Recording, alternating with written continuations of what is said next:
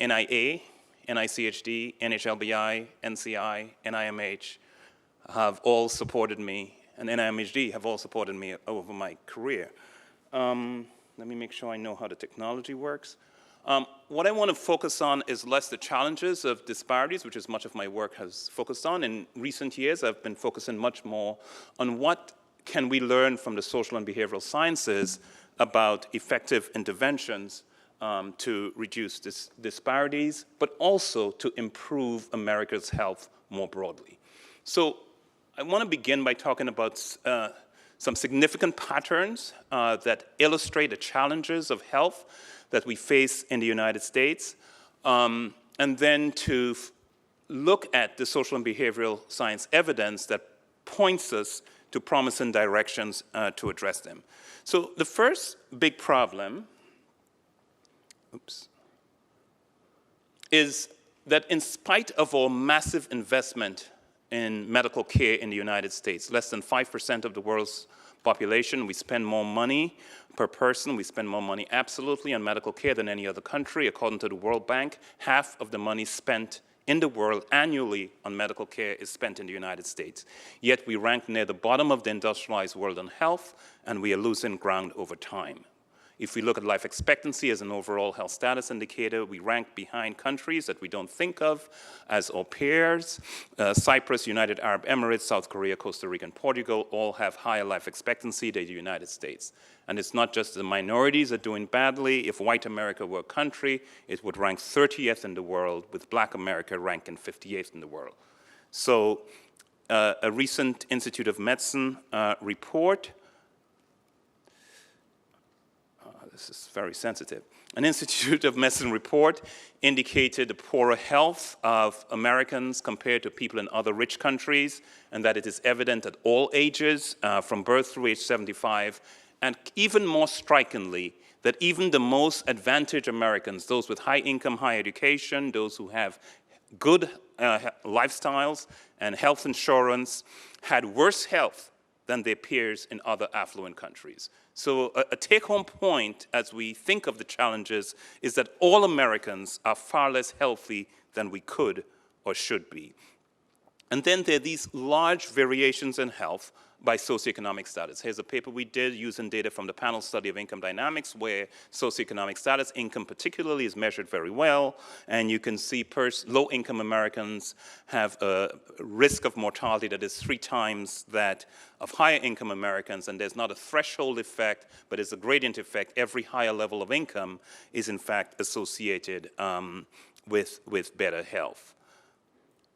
Socioeconomic status is strongly patterned by race in the United States. This is 2013 household data for the US. And you can see for every dollar of wealth that white households, or income, sorry, that white households have, Latino households have 70 cents, and black households earn 59 cents. That 59 cents is exactly the racial gap for blacks and whites in 1978. So 2013 and 1978 show exactly the same profile. And if we only look at income, we understate racial inequalities in wealth.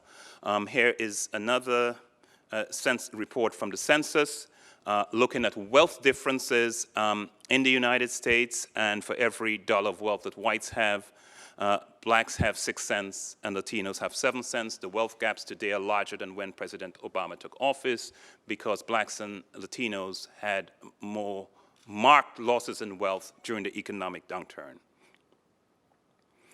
And so, not surprisingly, if socioeconomic status is such a powerful driver of health, and racial ethnic groups have poorer health, have lower socioeconomic status, then it's not surprising that, in fact, they also have poorer health.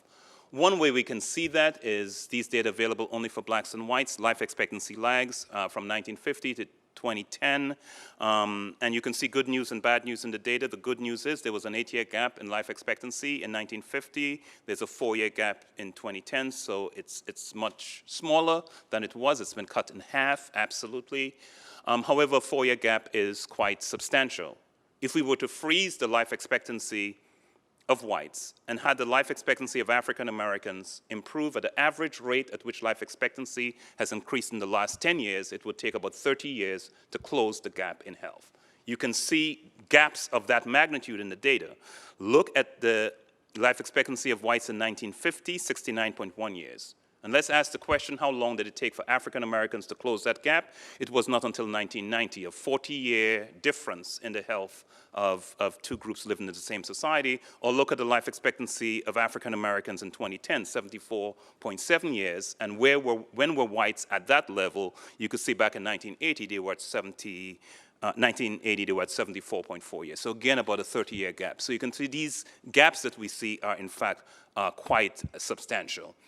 At one point, we thought that socioeconomic status was the main driver of racial differences in health, and that if we looked at blacks and whites at similar levels of economic status, there would, in fact, be no residual effect of race. We now know that life is much more complicated. I will illustrate that with data on life expectancy at age 25 for blacks and whites. You can see there's a 5-year gap. Now let's look at the power of socioeconomic status within whites, the difference between whites who have not completed high school and whites with a college degree or more education is 6.4 years. This pattern of the gap by socioeconomic status is larger than the gap by race is true in most national data for most health outcomes. It's an intriguing question why we don't pay much more attention to the socioeconomic differences in health. And you can see even within the black population, the socioeconomic gaps are also larger than the racial gaps. So we need to pay much more attention to the socioeconomic gaps, but it's not a socioeconomic status or race, it's in fact both. Because at every level of socioeconomic status, there still is a racial gap, and so you can see that white high school dropouts still live 3.1 years longer than black high school dropouts, and that the gap widens, the racial gap widens as education increases. So the gap is even larger among the college-educated. This slide says a lot about the challenges of America's health. There are powerful forces linked to socioeconomic status that we need to address, but there are powerful forces also linked to race, and there's a robust body of evidence now looking at the role of racism and the multiple ways in which it affects health that I don't have time to review today, given I want to talk much more about what do we know about interventions and what are the insights from the social and behavioral science to do that.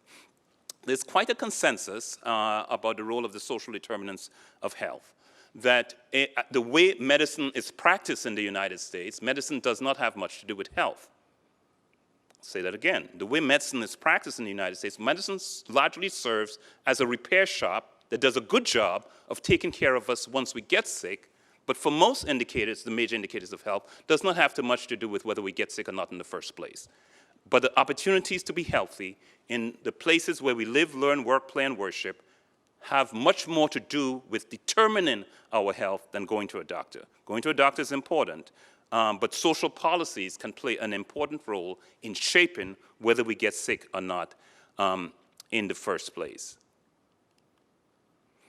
And so the evidence conceptually clearly suggests that one of the things we need to do is to move upstream, changing the social, physical, economic environments that determine health and health risk factors in the first place. This is not instead of individual level interventions, but this is a complementary approach to those kinds of interventions. And importantly, these interventions can be implemented for the entire population. This is not a new idea. We have done this successfully in the past. You can look at improvements in sanitation in the 20th century, in working conditions, and equipment safety, and seat belts in automobiles. All of these are upstream interventions, laws regarding road safety, eliminating lead paint, in paint and gasoline, reducing drunk driving, the fluoridation of water. All of these are examples of upstream interventions implemented at a population level that had dramatic effects on health. So what are some areas in which we can think of interventions that could have a big impact on health? One of them is looking at the area of place. Geographic location is a powerful predictor of variations in health. We can think on multiple dimensions, as the Robert Wood Johnson Foundation's Commission reminds us. We can think of a healthy community or unhealthy community in terms of safety, in terms of quality of housing, access to fresh fruits and vegetables, the cleanliness of streets, even access to primary care is patterned by place in the United States. And in the United States, we still struggle with the legacy of residential segregation and how that has shaped access to opportunities to be healthy in powerful ways. Research now reveals that segregation affects health because where you live determines your access to educational opportunity and to employment opportunity. Where you live determines the quality of housing and neighborhood environments. It determines whether it's easy or difficult to follow a healthy lifestyle. It determines access to high quality medical care. So for example,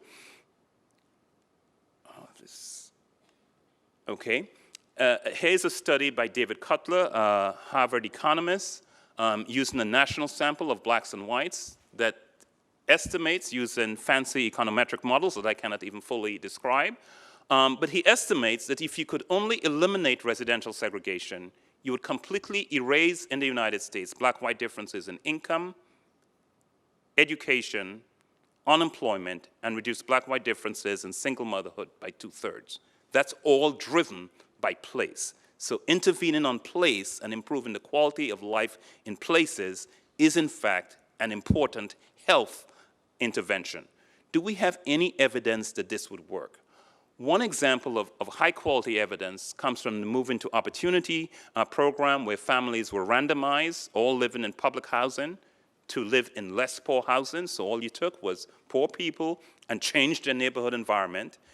3 years later, there were improvements in the mental health of both parents and sons. 10 to 15 years later, a paper in the New England Journal of Medicine showed 10 to 15 years later, lower levels of obesity, of severe obesity, and lower levels of diabetes risk, simply linked to changing the neighborhood environment. We have another example from the Yonkers housing intervention, where again, persons were randomized to a better neighborhood, and you can see multiple outcomes were better 2 years later, better overall self-reported health, less substance abuse, less neighborhood disorder, less violence. Movers are doing better in terms of their satisfaction with resources and services. So we have high quality scientific evidence that simply changing the neighborhood environment leads to better health long term. On the other hand, I don't think, while I think these randomized studies give us high quality scientific evidence, I don't think they offer the model for going forward. Someone should not have to move from their neighborhood to live in a better neighborhood. So one of the challenges we face is how do we invest in improving the quality of life in the places where people live so that we can, in fact, create the underlying factors that determine health. Improving economic well-being is another potential strategy that could affect health. Do we have any evidence? There are studies that have used the impact of state earned income tax credits as one source of additional income among pregnant women that has shown that just providing the additional income leads to reduced rates of low birth weight and leads to lower levels of maternal smoking, and that these effects are larger for African Americans and whites. We have studies that have taken a long-term view, even as Social Security, which has been a major intervention in the last century, reducing poverty rates markedly among the elderly in the United States, and have documented that Social Security, the implementation of the Social Security program led to declines in mortality for the elderly, and each time over the decades that Social Security benefits were increased, there was, in fact, a commensurate decline in mortality for the elderly over time. Another example is the Great Smoky Mountain Study. It's a natural experiment where some households in a study, ongoing study of adolescents, some of the households were Native American households, and they received an exogenous shock of income due to the opening of a casino. And the researchers have been able to evaluate what has been the impact of the additional income, and they've documented reduced rates in deviant and aggressive behavior and psychiatric problems in those adolescents that received income. The earlier they started to receive the income, the age they were, the stronger are the effects. The effects existed not only when they lived in their household, but persisted into young adulthood when they moved out of their own households. This additional income also eliminated the gap in high school graduation between American Indians and whites, and eliminated a gap in higher rates of minor criminal offenses among Native Americans. So again, very impressive evidence that additional income is in fact a health strategy and that has powerful effects. Another powerful illustration of the impact of additional income is the impact of the civil rights movement. Between the mid-1960s and the mid-1970s, as a result of national policies, we had a reduction in the black-white gap in income in the United States. That reduction in the gap was larger for women than for men. Commensurately, a number of studies by George Kaplan, by Richard Cooper, have documented that in the last 60 years, the one window of time where we had a narrowing of the black-white gap in health with more rapid improvements in health among African Americans and whites coincides with this period of time and a few years after where we had a dramatic narrowing of the income gap. There are studies that show that to be the case, with larger gains in life expectancy, gains in infant outcomes, not only for those infants born during that time, but a generational effect where those women that benefited from being born in the mid-1960s, their infants also did better. The children they subsequently had also did better. What happened after 1978? So here you can see in 1978, African-American households earned 59 cents for every dollar whites earned.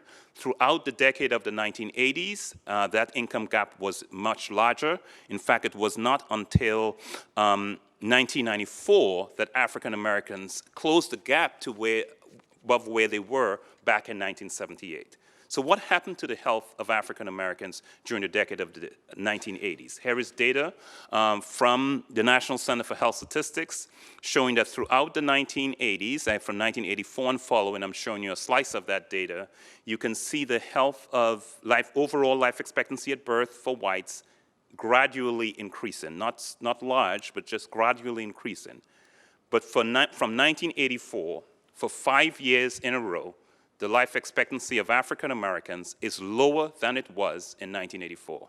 It is quite stunning in a modern industrialized country to see absolute reductions in life expectancy for a population group. And we witnessed that during the decade of the 1980s when other evidence documents the worsening of the economic situation for this population group. So economic policy is health policy. What about family structure? There's been a lot of interest in policy circles about the central role that family structure plays in health outcomes, and that it has striking consequences for health. Research by social and behavioral sciences have documented a number of negative effects linked to being raised on average, of course the exception, but on average, being raised by a single parent has consequences for health and for economic well-being.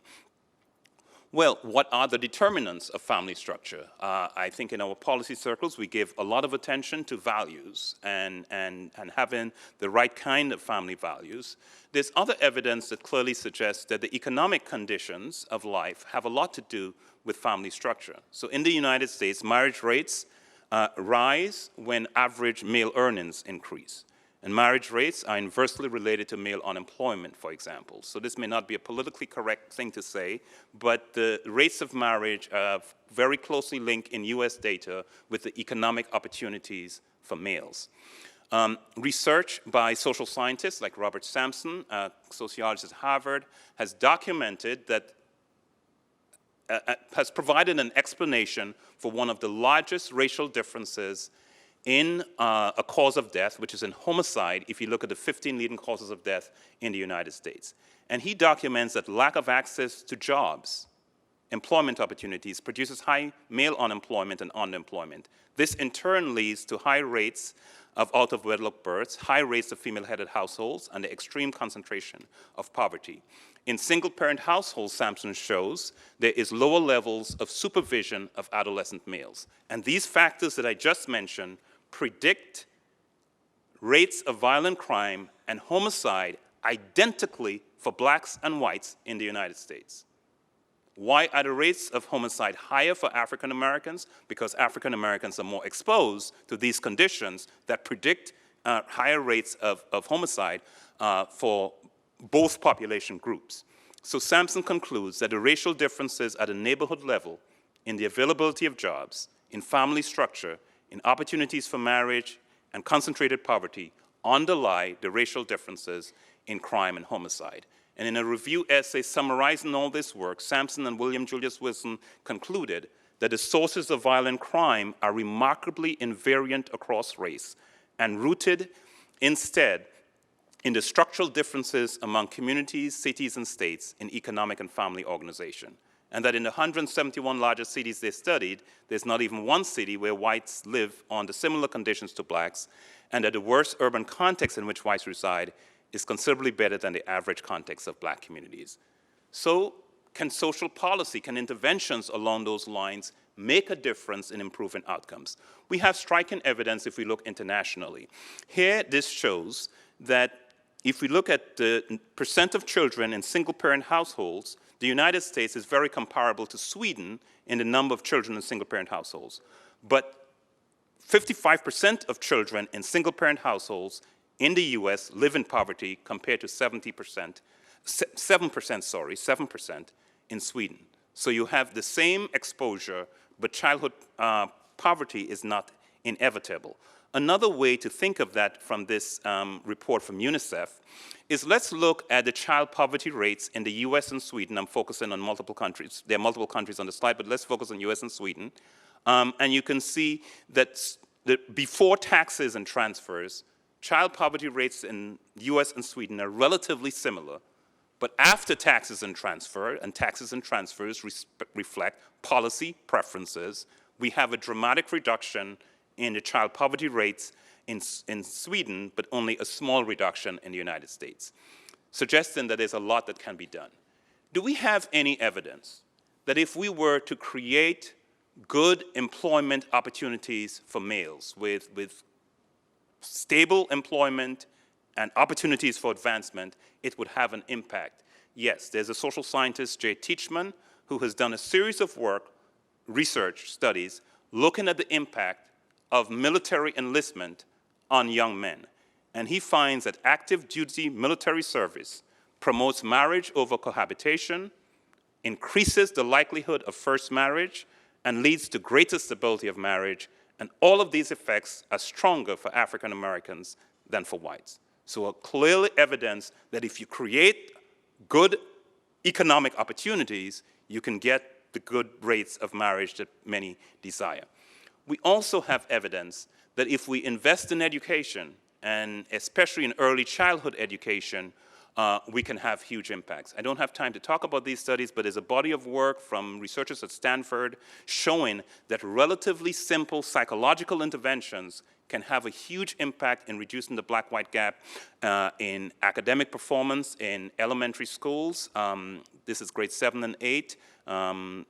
This is work of Jeff Cohen and his colleagues, as well as Walton and Cohen have shown this to be true among college students. Relatively simple interventions can reduce the black-white gap in academic performance by 50%. We also have other evidence of things that we can do in terms of improving the quality of education that improves socioeconomic status and will ultimately improve health. We also have striking evidence that investments in early childhood, like the Perry Preschool study, that documents a simple intervention of providing a preschool for low-income African-American kids 40 years later has led to higher levels of education, higher levels of employment, higher income, higher savings, higher home ownership, less involvement with the criminal justice system, less involvement with the social service system, and for every dollar invested, there's a $17 return to society. The Abecedarian Project in North Carolina provides us further evidence of this kind of work. So what I'm saying is there is a body of social science research that documents that improvements in areas far removed from traditional health policy can have decisive impacts on increasing socioeconomic status and improving health outcomes. There's still a number of unanswered questions. We need to understand how to bring these interventions to scale. We need to understand how variation in the number, the type, the size of the key components of these multifaceted interventions can maximize the observed impacts. We need to understand the relative costs and benefits of a broad range of promising interventions. We need to better understand, with the range of problems we have to address, what's the optimal timing and sequence, which interventions should we do first, and what should be the follow-up interventions. We need to understand why some interventions are differentially effective for one subgroup versus another. We need to importantly understand when global interventions alone are needed, and when do we need race-specific interventions to narrow the gap. We also need to understand not only the challenge of improving America's health, but we also need to narrow the gap at the same time, which means we need to find ways to improve the health of the disadvantaged more rapidly than the rest of the population so that we can improve the gap. So there's still a lot of areas in which we need further work. I also want to conclude by saying, in addition to the actual challenge of knowing what we need to do, and I'm saying there's a lot of basis to give us a foundation to start, we also need good social and behavioral science research to help us identify how to build the political will so that we can have the support for the needed policy interventions. We need to develop what are the optimal communication strategies. Most Americans of all racial groups are unaware, for example, that racial inequalities exist. We need to find how to effectively communicate about that. We need to identify how we can best build empathy in order to build political will. Research clearly indicates, social and behavioral research, that we think with our hearts, and the role of emotion is central. And the challenge is, how do we tell the story in a way that resonates with the general population so that they can be committed to doing something to address it? I want to leave you with this quotation from W.E.B. Du Bois, great social and behavioral scientist of the late 19th century, early 20th century. In 1899, he published a book on the Philadelphia Negro, and in that book, the chapter on Negro health, he said, "The most difficult social problem in the matter of Negro health is the peculiar attitude of the nation towards the well-being of the race. There have been few other cases in the history of civilized peoples where human suffering has been viewed with such peculiar indifference." That peculiar indifference that he identified is still a challenge today, and we need research for the future to help us move forward with that. I had further examples of that, but I think we don't need them. Let me just conclude by saying we have an impressive body of scientific research that points us to the building blocks of effective interventions to improve population health overall and to narrow the gap.